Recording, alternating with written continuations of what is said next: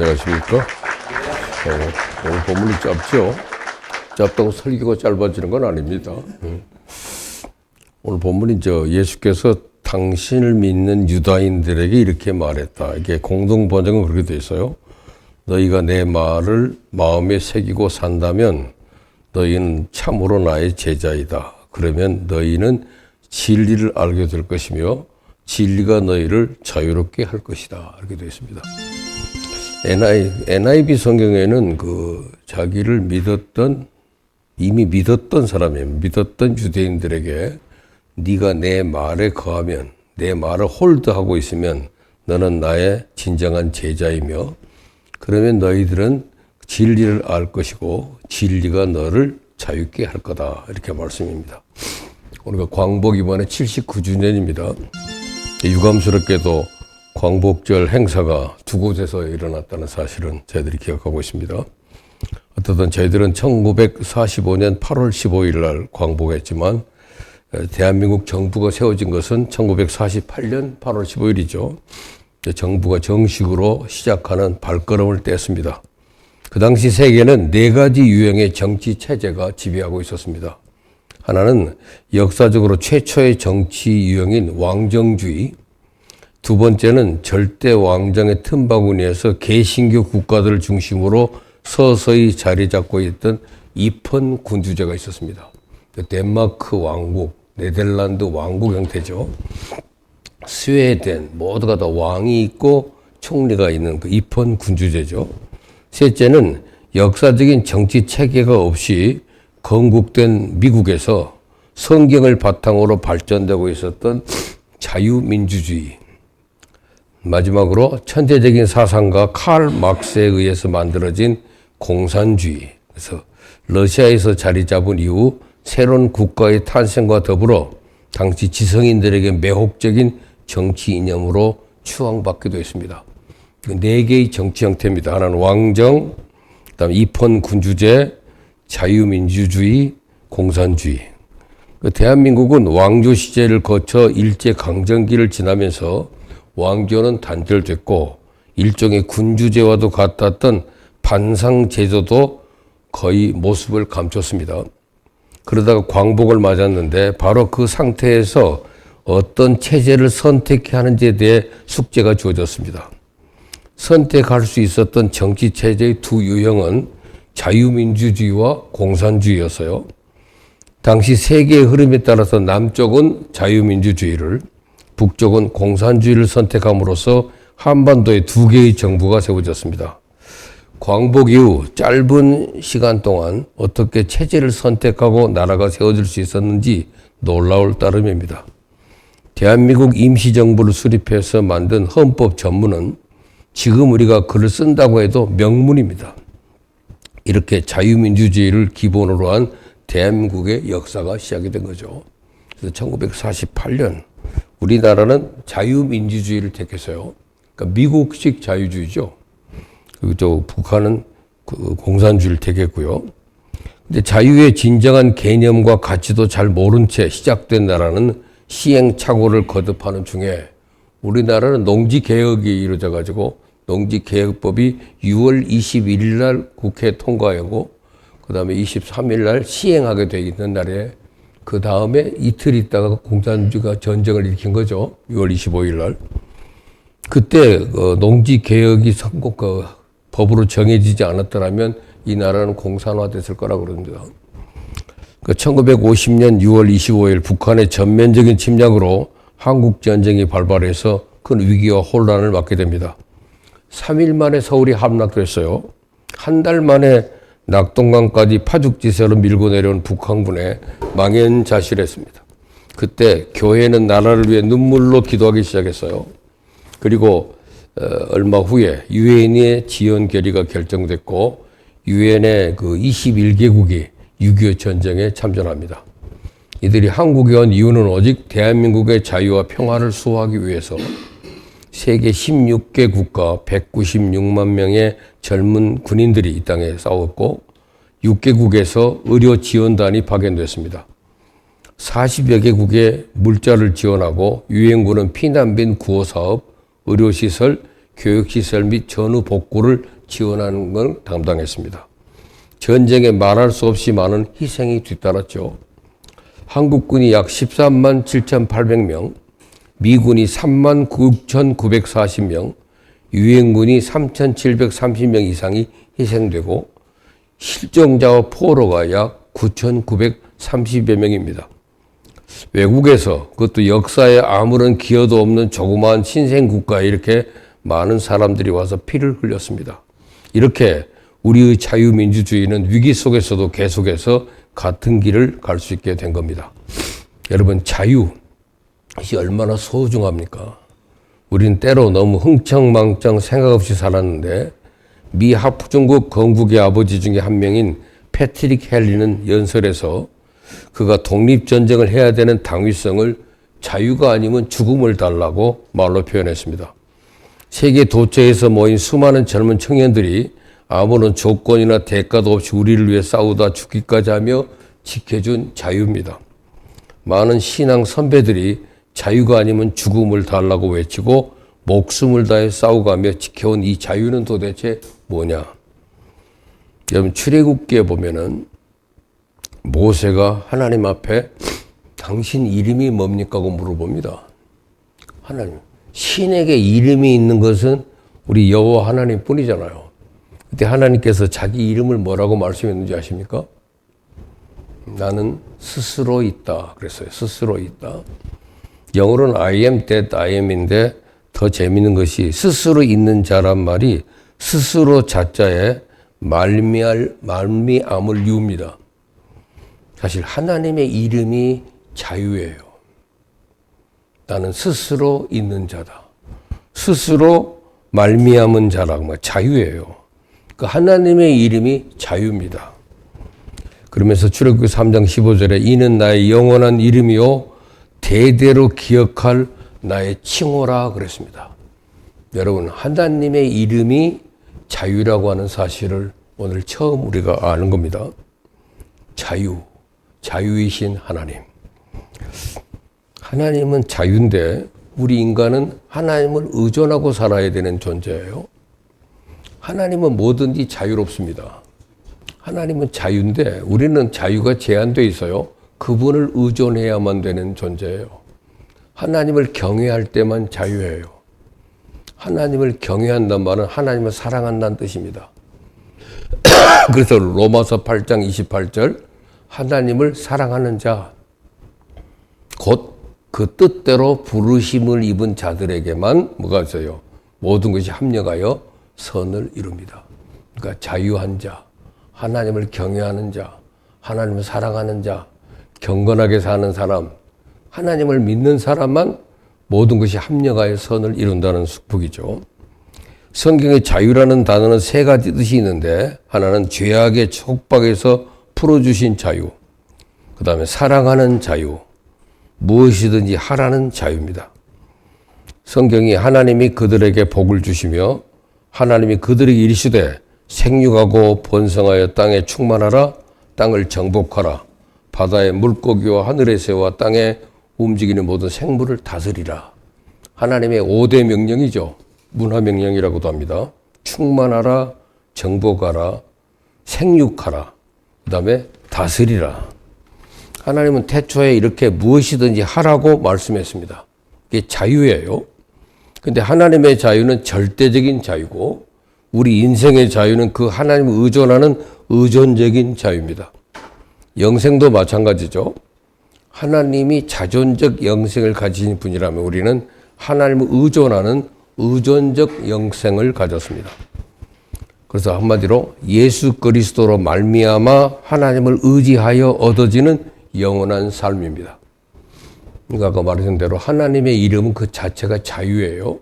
근데 우리는 그분을 의존해야 되는 거예요. 하나님을 의존하는 사람에게만 자유를 누리게 되는 겁니다. 그래서 예수 그리스도로 말미암아 하나님을 의지하는 자. 그래서 오늘 주님께서 뭐라고 말씀하신 거예요? 너희가 내 말에 거하면 참으로 내 제자가 되고 그러면 진리를 알게 되는데 진리가 너희를 자유케 하리라 그래서요. 이 진리는 예수님 자신입니다. 내가 너희를 자유롭게 하리라요. 그래서 우리는 예수 그리스도로 말미암아 하나님을 의지하는 영원한 삶을 누리고 바로 그때부터 자유를 누리게 됩니다. 하나님 그분은 무엇이든지 하실 수 있는데 하나님께서는 이 자유의 한 가지를 더 말씀했어요. 하나님께서 아담에게 무엇이든지 할 수 있는 자유를 주시며 딱 한 가지 옵션이 있는데 동산 중앙에 있는 나무 열매는 먹지 말라 그랬습니다. 이 명령의 의미는 사람은 하나님을 의존해야만 하는 존재라는 뜻입니다.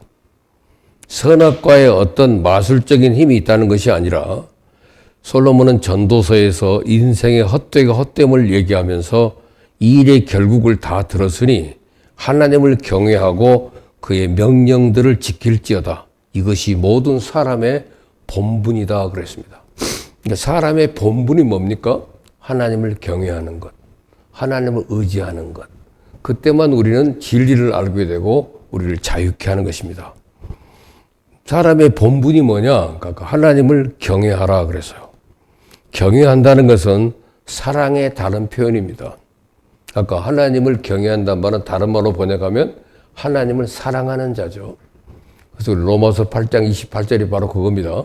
하나님을 사랑하는 자, 곧 그 뜻대로 부르심을 입은 자들에게는 모든 것이 합력하여 선을 이루는 거죠. 조건적입니다. 그게 경외한다, 사랑한다입니다. 친구끼리 사랑은 우정이라 그러고 남녀 간의 사랑은 애정이라 그러고 자식이 부모를 사랑하는 효도라 그럽니다. 질서에 따라서 표현 방법이 달라요. 그 하나님을 사랑한다는 것을 우리는 경외한다고 합니다. 너무 크고 어미로우신 하나님 앞에 사람은 일종의 두려움을 갖습니다. 우리가 존경하는 어르신을 만나면 함부로 대할 수 없는 것처럼 조심함과 두려움이 존재하는 것, 이게 경외입니다. 그렇다면 경외한다는 구체적인 실제는 뭐냐? 무엇이 하나님을 경외하는 겁니까? 하나님을 경외하는 것은 그분의 말씀에 순종하는 거예요. 이것이 사람의 본분입니다. 본분은 내가 만드는 것이 아니라 만든 사람이 부여하는 거죠. 쇠붙이에 하늘을 나는 본분이 주어지면 비행기가 되고 본분을 주니까 배가 철인데도 물 위를 떠다닐 수 있습니다. 물속을 다니는 본분이 주어지면 잠수함이 되고 도로 위를 다니는 본분을 주면 자동차가 되고 레일 위를 달리는 본분에는 기차가 됩니다. 하나님이 우리에게 부여하신 본분은 여호와를 경외하고 그 명령을 지키는 겁니다. 유명한 C.S. 루이스가 자유를 이렇게 말했습니다. 하나님께서 인생을 창조하실 때 가장 어려운 부분은 아마 자유였을 것이다. 왜냐하면 자유라는 것은 하나님마저도 반역할 수 있어야 진정한 자유이기 때문이다. 그래서요. 하나님 우리에게 진정한 자유를 줬습니다. 아담은 그 자유를 가지고 하나님을 반역하다가 결국 저주를 받았어요. 자유에는 뭐가 따릅니까? 반드시 책임이 따릅니다. 하나님은 모든 행위와 모든 은밀한 일을 선악간에 심판하신다 그래서요. 이 전도서 12장 14절 말씀입니다. 자유에는 책임을 묻습니다. 하나님을 경외하지 않은 인생은 버림받습니다. 죄를 범한 인생들이 깊은 죄악에서 신음하고 고통당할 때 하나님은 이를 불쌍히 여기시고 긍휼히 여기셔서 예수 그리스도를 이 땅에 보내셨어요. 그러면서 오늘 3년간의 공생애를 거의 끝마칠 무렵에 오늘 읽은 성경 본문이 나옵니다. 거기 유명한 말씀, 그래서 자기를 믿은, 영어로는 had believed예요. 미리 믿었던 유대인들에게 너희가 내 말에 거하면 참으로 내 제자가 되고 진리를 알지니 진리가 너희를 자유롭게 하리라. 진리를 자유롭게 하리라. 자유로우리라.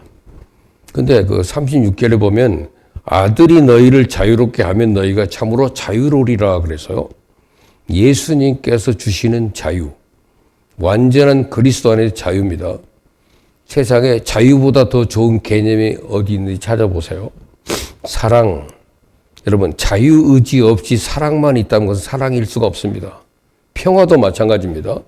자유의지 없이 평화만 주어진다면 평화가 아닙니다. 일제강점기를 지나 6.25를 지나온 지금 하나님께서 엄청난 자유를 주셨는지 생각해 봐야 됩니다. 전쟁 후에 자유민주주의가 제대로 정착하지 못한 세월이 있었습니다. 건국의 중심 개념이었던 자유가 6.25를 맞아서 이 땅에 완전히 사라질 뻔한 위기도 있었고, 그의 자유한 삶의 영위가 정착되지 못한 채 혼란의 시기가 계속되었습니다. 그때마다 뜻 있는 사람들이 바른 자유의 틀을 이 땅에 확립하기 위해 많은 대가를 치르기도 했어요. 이 나라가 진정 모든 독재로부터 온전히 벗어난 시점은 불과 30여 년밖에 안 됩니다. 흔히 반만 년의 역사라고 하는데 이제 겨우 반백년도 안 되는 시간 동안 자유가 무엇인지를 이제 조금 알고 느끼게 됐어요. 자유롭게 된 시대. 여러분 알다시피 88년생부터 그 사람들은 뭐라고 그래요? 인종이 달라졌다고 그러잖아요. 자유시대예요. 자유세대. 자유를 누리며 사는 사람들입니다. 그래서 88년생 이 세대를 뭐라고 그래요? G세대라고 그러잖아요. 글로벌 시대라 말도 하지만 겁없는 세대. 인종이 달라졌어요. MZ하고 다릅니다.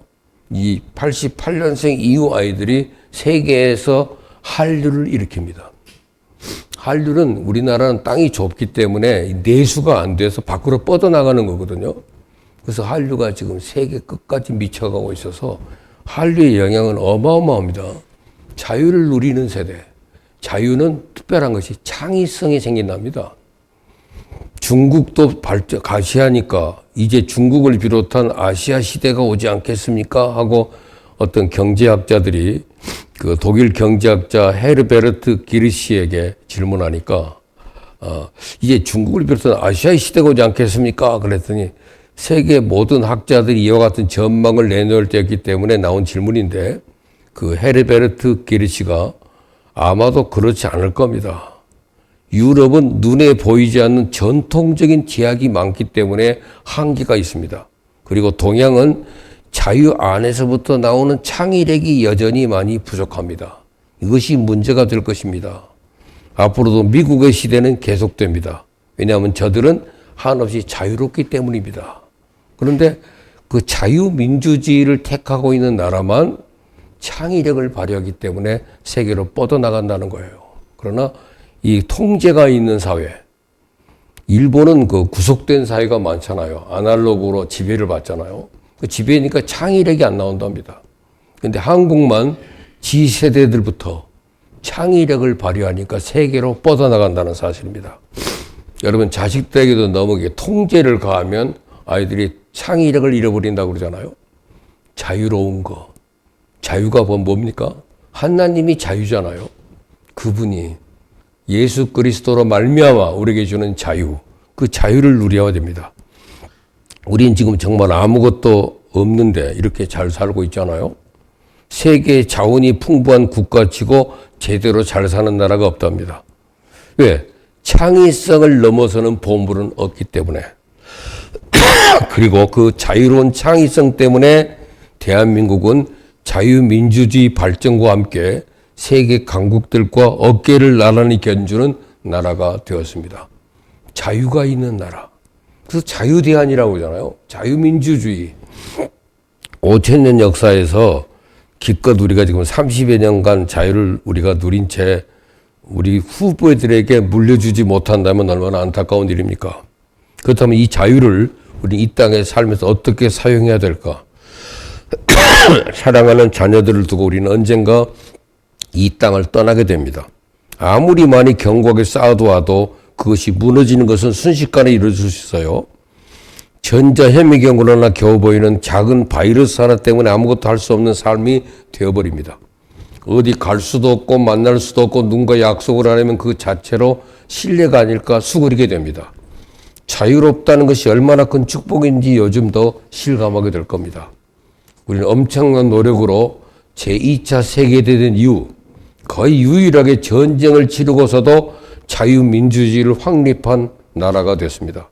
그렇다면 우리는 이 땅에 살면서 개인의 자유와 그 자유를 책임지는 자유민주주의가 계속 이어지도록 마땅히 기도로 뒷받침해야 될 겁니다. 성경은 이렇게 말했습니다. 그리스도께서 우리를 자유롭게 하려고 자유를 주셨으니 그러므로 굳건하게 서서 다시는 종의 멍에를 매지 말라 그래서요. 우리를 자유롭게 하기 위해서 자유를 주셨다 그랬습니다. 여러분, 이 세상의 어떤 철학이나 체제 하에서도 자유의 중요함을 강조한 문화나 국가는 없습니다. 동양의 사서 삼경에 자유라는 말이 없습니다. 무슬림에도 힌두교도 불교에도 자유라는 단어가 없어요. 이 자유라는 말이 명사가 아닌 형용사로 쓰이면 구속이나 속박 따위가 없이 제 마음대로 할 수 있다는 의미로 사용되고, 말 그대로 남용하는 사람은 자칫 버르장머리 없는 사람이 됩니다. 그래서 중국에서는 자유주의자라고 하면 그렇게 탄압과 멸시를 받는다고 해요. 북한에서도 마찬가지입니다. 이게 자유주의자구나. 그 자유주의자는 상당히 정죄를 받아요. 심지어 우리 성경에서도 1939년 성경 정서를 내기 전까지는 진리를 알지니 진리가 너희를 놓아주리라 라고 번역이 됐었어요. 그러다가 1939년 성경이 새롭게 번역될 때 최초로 자유라는 단어가 나온 겁니다. 성경에 최초로 등장하는 단어가 자유예요. 자유. 그것이 이제 갈라디아서 5장 1절에도 우리를 자유롭게 하려고 자유를 주셨던 자유라는 말이 나와요. 우리나라도 이 자유라는 단어가 원래 없었습니다. 어떤 억압에서 놓이는 것을 자유라 그래요. 그러나 성경에서 말하는 자유는 무엇이든지 하라는 말씀입니다. 무엇이든지 네 생각을 펼치고 무엇이든 네가 수고하고 애쓰며 좋은 목표를 향해 가는 것이 가능하다 그 말입니다. 그러나 그 모든 것의 마지막 판단은 자유를 허락하신 하나님께 있고, 그래서 하나님께서 보시기에 온전해야 됩니다. 그래서 하나님을 경외하고 그 명령을 따르는 것이 바른 길이라는 거죠. 그래서 오늘 요한복음 8장 32절이 1939년 번역할 때 처음으로 자유라는 단어를 채택했어요. 그래서 오늘 드디어 자유라는 말이 하나님의 이름이라는 사실을 우리가 깨닫는 것도 최근의 일입니다. 아, 하나님의 이름이 스스로 말미암은 자, 자유가 하나님이시구나. 동양에는 아직 자유라는 개념이 없을 때 일본이 그 메이지 유신 이후 서양의 문물을 받아들이면서 서양 고전을 번역하기도 했는데 그때 가장 번역하기 어려웠던 단어가 자유였다고 합니다. 일본 사람들은 자유란 말을 지유라 그러잖아요, 발음이. 근데 그것은 방종이라고 이해했답니다. 방종.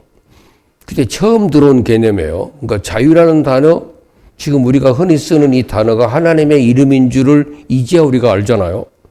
주께서 이런 엄청난 자유를 악에게 지지 않고 선으로 악을 이기는 적극적인 인생, 다만 원수를 미워하지 않는 것으로 끝나는 것이 아니라 원수를 사랑하여 그를 위해 기도하는 적극적인 인생을 사는데 사용하도록 이 자유라는 단어를 주신 겁니다.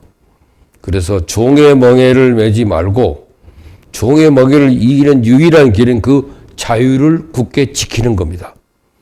그래서 성경은 우리에게 다시는 종의 멍에를 매지 말라 명령해서요. 종의 멍에를 매지 않으려면 세 가지 자유를 누려야 되는데, 첫째는 사람들로부터의 자유를 누려야 됩니다. 나의 자유는 남의 불편함을 주는 선에서 멈춰야 진정한 자유랍니다. 다른 사람을 힘들게 하는 것은 자유가 아니에요. 그래서 남의 불편함을 주는 선에서 그 멈추는 것이 진정한 자유란 말이죠. 해방이 됐습니다. 자유를 찾았습니다. 그러나 다른 사람에게 피해를 주지 않는 선에서 내 자유는 제한되는 것이 참된 자유라는 것이죠. 또 사람들로부터의 자유. 두 번째, 하나님으로부터의 자유입니다. 진정한 자유는 하나님 말씀에 절대 순종하는 것이 절대 자유입니다. 진정한 하나님의 종이 진정한 자유입니다. 고민할 필요가 없어요. 선택할 필요가 없습니다. 시키는 대로 하면 되는 겁니다. 이게 진정한 자유예요. 아브라함한테 하나님 말했죠. 너 본토 친척 아비 집을 떠나 내가 내게 지시한 땅으로 가라.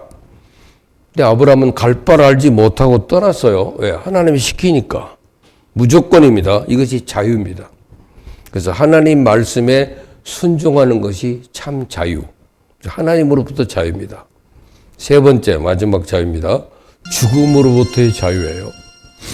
사람들로부터의 자유, 하나님으로부터 자유가 진정한 자유인데, 그러나 정말 자유는 하나님께서, 예수님이 특별히 진리가 너희를 자유케 하리라고 하신 말씀의 진정한 의미, 예수님은 내가 길이고 진리요 생명이다 그랬어요.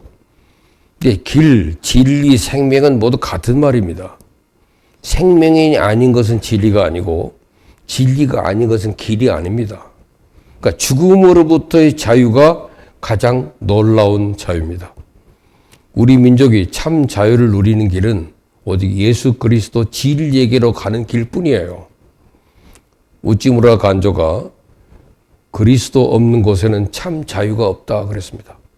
진정한 자유는 진리 안에서 자유입니다. 진리는 우리 주 예수 그리스도 자신이에요.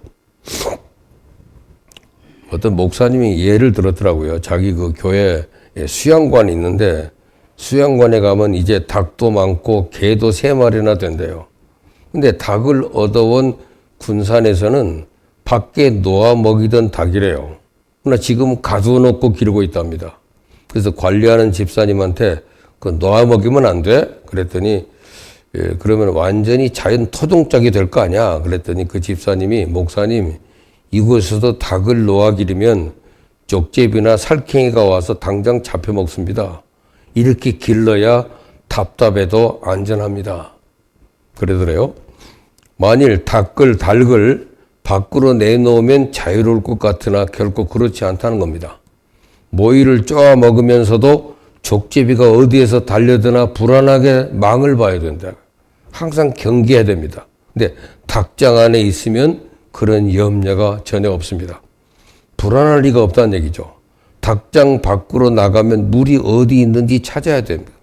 먹이가 어디 있는지 이리저리 다녀야 돼요. 그러나 닭장 안에 있으면 부자연스러운 것 같아도 때가 되면 물을, 시간이 되면 먹이를 갖다 줍니다. 닭은 닭장 안에 있을 때가 가장 행복한 때라고 해요. 그래서 오늘 본문이 뭐라고 그래요? 너희가 내 말에 거하면 If you hold my message예요. My word. 네가 hold, 내 안에 hold. 내 안에 거하면 You are really my disciple. 너는 나의 참 제자가 되고 당신은 그 진리를 알게 될 것이다 그랬잖아요. 그래서 If you hold to my teaching, 네가 내 가르침에 hold, 지키고 있으면 너는 You are really my disciples. 나의 진정한 제자가 되고 그때 then you will know the truth. 너는 진리를 알게 될 것이다. 그리고 그 진리는 너를 set you free. 자유롭게 할 것이다. 그래서요. 내 말에 거하면, 주 안에 거하면, 주님의 말씀 안에만 거하면 우리는 진정한 자유가 있습니다. 그 진정한 자유를 누리는 자가 되자. 오늘은 제가 하나님의 이름이 자유입니다. 우리는 자유를 믿는 사람들이에요. 하나님 이름 자체가 자유예요. 그 자유는 하나님은 절대적인 자유지만 우리는 조건적인 자유입니다. 그분을 의지할 때만 예수 그리스도로 말미암아 자유를 누리게 된다는 사실입니다. 그래서 너희가 내 안에 거하면 주님을 따르면 그러니까 하나님을 사랑하는 자, 그 뜻대로 부르심을 입은 자들에게는 그 여호와를 앙망하는 자, 경외하는 자가 다 포함되는 단어예요. 그게 조건입니다. 그 안에만 있으면 우리는 자유를 누리게 됩니다. 자유하는 사람만 창의력을 발휘하고 세계를 변화시킬 수 있습니다. 우리나라가 지금 불과 3년 사이에 이렇게 한류가 확 퍼졌어요. 전 세계를 지배하는 나라가 되고 이번에 프랑스 올림픽은 한국의 영광을 나타내는 올림픽이 돼서요. 프랑스는 그 이태리랑 마찬가지 40년 전에 봉급이 국민 소득이 4만 달러였대요. 40년 전에. 근데 지금까지 똑같다 44만 달러래요. 네? 그러니까 얼마나 답답하겠어요. 더 이상 늘어나질 않는 거예요. 제한이 묶여버리고. 그다음에 그 사회가 부패하고 무너집니다. 그들은 그 자체의 어떤 전통이나 관습에 얽매여 있어 보니까 창의력이 없다는 거예요. 근데 우리나라는 불과 30년 전에 자유를 누리기 시작하는 세대, 88년생 이후 세대부터 자유의 힘이 나타나는 거예요. 자유롭게 자란 아이들만 창의력을 발휘한다는 사실입니다. 우리는 옛날에 항상 유교적인 분위기에서 눌려 있었거든요. 눌린 사람들이 이제 애들이 눌리질 않아요. 언어가 다릅니다.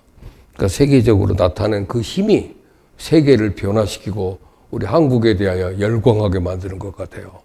그래서 오늘 이 말씀 주제가 오늘은 자유이신 하나님입니다. 하나님이 누굽니까? 그 하나님 그 이름이 자유입니다.